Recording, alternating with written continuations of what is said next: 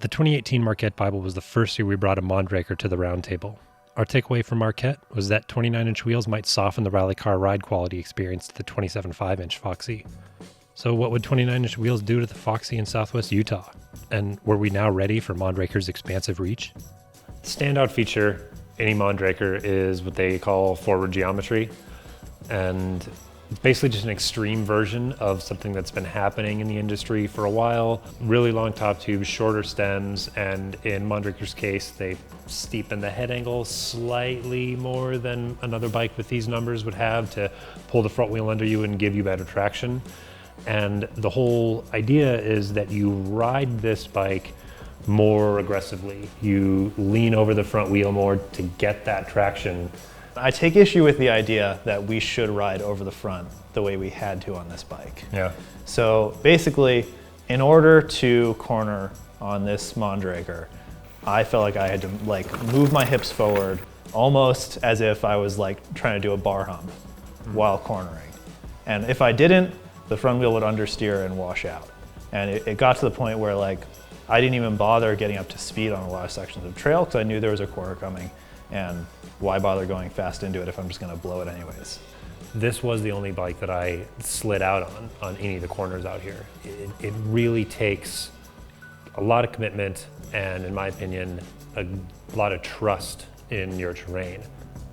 And it's interesting because we're used to leaning into a corner, but this is actually moving into a corner and you're moving over the bike, like you said.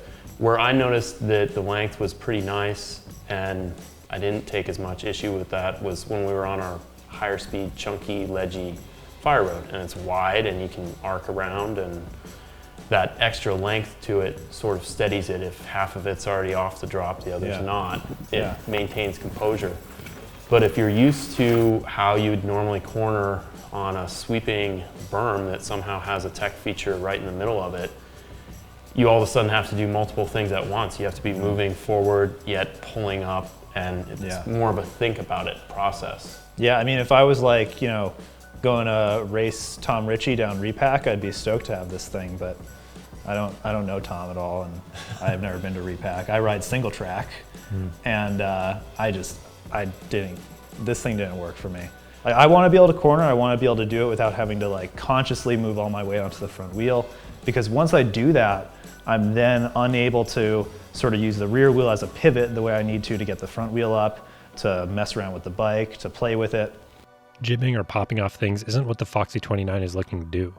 The zero suspension also isn't coaxing you to dig in and boost off roots or rocks. Unwavering command over drawn-out speed is what it's after. One thing I found interesting that has to do with that body positioning over it was climbing the bike. You're sitting very much in the center of this longer bike. It's got a 75.5 C-tube angle. And I found that on the steeper, ledgier, kind of jerk the bike up sections, you had to put your weight farther toward the back of it, because otherwise if I just stayed more central, I actually noticed a little bit of wheel spin while trying to get up stuff. So it's not necessarily just that you need to move front to back while descending, but you have to be conscious of that climbing as well. It's a longer bike, so you do approach any sort of techier climb section thinking about it a little bit more. It's also not the most ground-huggy suspension. And the benefit of that is that on climbs, it pedals really well for a 150 bike. When you're seated, I didn't notice any movement in the suspension at all. It almost has a VPP style support to it, where it's just really resilient under pedaling force. Yeah. Maybe to the detriment of its bump sensitivity, but you get all the power you put into it. Unlike Santa Cruz, I didn't feel like this support was caused by the bike's anti-squat and chain tension under pedaling forces. I think it was more due to a heavy compression tune on the shock. And that would make sense because we felt it on the downs as well. Yeah.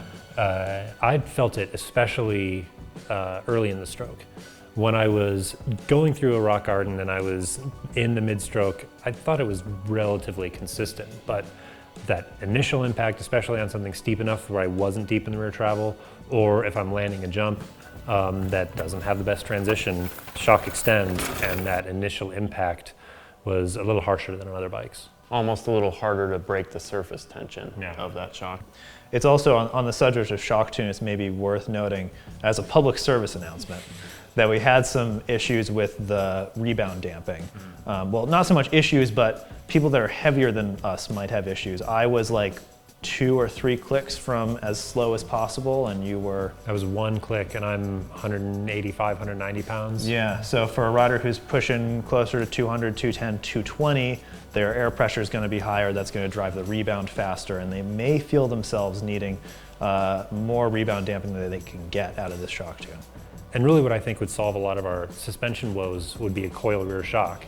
It just so happens that Mondraker offers one for $9,400. And this is already a $7,200 bike. It's not inexpensive, and it's a so-so value. So-so is a kind way of putting it.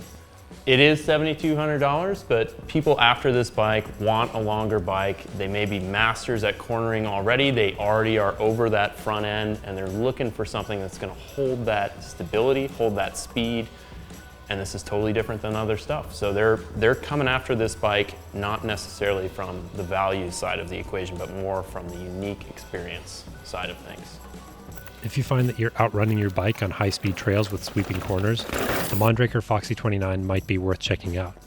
With so many bikes now available on the market with increased capability and long wheelbases, it's harder and harder for us to justify something this drastic. But to each their own. Be sure to check out the full review and the rest of the Bible videos at bikemag.com.